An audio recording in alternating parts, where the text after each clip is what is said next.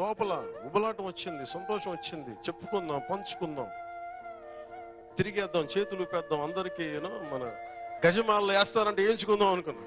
నీకు ఇంత ఘనమైన విజయం ఇచ్చినందుకు ప్రజలు, నువ్వు ప్రజలకి అంత ఘనంగా నువ్వేం పనులు చేసి పెడతావు?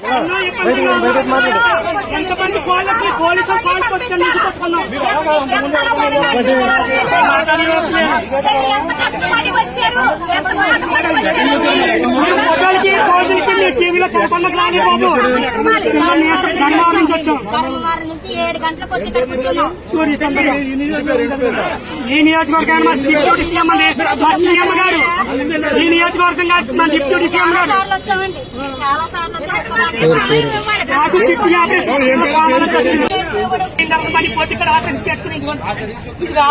మీ నియోజకవర్గం ఎమ్మెల్యే గారికి వెళ్ళారా?